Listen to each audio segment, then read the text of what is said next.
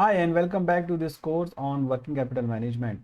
In this section, so far, we have discussed what are the credit policies and how do we establish the credit policy.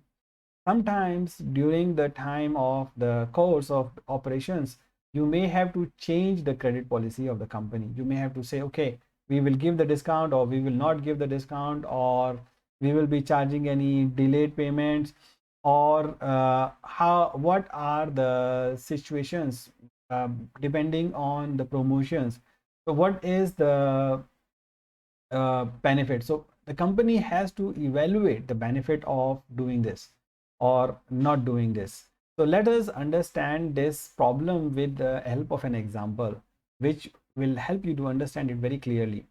So here is a problem. The company is selling the product with a 1% discount to the customer who pay cash immediately. Otherwise, they can pay a full price within 30 days, which is a normal procedure in any company, manufacturing or service or anything. You pay advance, you get some cash discount. Otherwise, you have to pay a higher price at the end of 30 days. Now, half of the customers are taking advantage of it, and now the management is thinking, hmm, why don't we just drop the discount and say, okay, everybody is on 30 days. The problem is you may lose some customers by doing that because they may find some cheaper price somewhere else who may be getting some cash discount from the competitors. So you may lose some of them. So you estimate that you're gonna be losing 20 units. Now you are selling 500 units. You will be selling 20 fewer units per month, which means you will be losing 20 customers. You can assume that.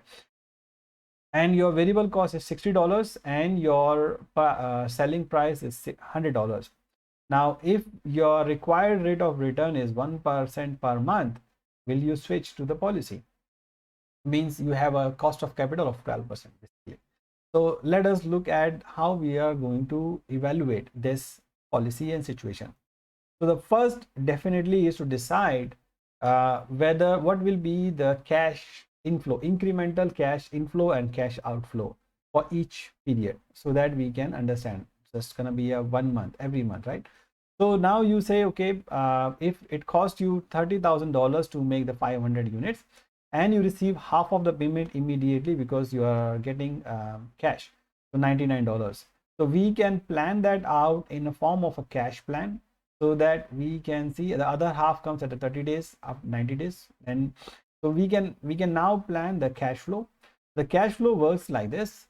At the moment, you are paying 30,000 for purchasing the 500 units, but you are getting $250 immediately, assuming that you are in a trading business and you don't have to put the money into payables. So for the sake of simplicity, otherwise you can even make it broader and put the credit term that you are receiving from your customer as well, from your supplier as well. So that will make the problem a bit more complicated. So we are just gonna make it simpler at the moment. Then half of it you receive now. Then after 30 days you get $25,000, and the next piece you have to pay for the another 500 for it of next month, which is gonna be again 30,000, and you receive some more money for the next sale, so 24,000 more. So now you are paying 5,000 plus you are getting 19,000 at the end of the month. That is the current process. Now what will happen with the new position? So you are getting, because you are selling only 20 units less, 480 units. So now you are paying 28,000, and at the end of the month you are gonna get 48,000 minus 28,000, around about 19,200, right? So that is what you are getting now. So what is the incremental? So the NPV of the previous version, based on the 1% per month, you are getting is 1.9 million, or NPV is 1.89 million. So definitely you are losing 33,600. So that is the cost of making the switch. So should you do that? You don't want to do that, right? The alternative way to look at it is you can get a incremental difference, right? So the incremental difference is now you are paying more by around 23,000, plus you are getting some cash extra, which is going to be about, this is about 19,700, this is about 19,200. So you are actually losing more cash. So you are going to be losing more money than the initial 23,000 plus another 10,000. So the NPV of the switch is negative already. So why should we do that? So we should not make the switch. So that is how we evaluate the situation. Now you can put the real life complications into it.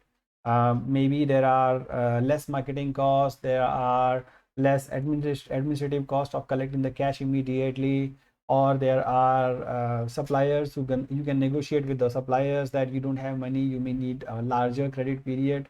So that is a change of business model which you have to evaluate by looking at what is the incremental cash flow or incremental net present value of your different choices. So you can plan that out and then calculate what will be the benefit or not. So this is how we understand making a switch into the company cash policy. So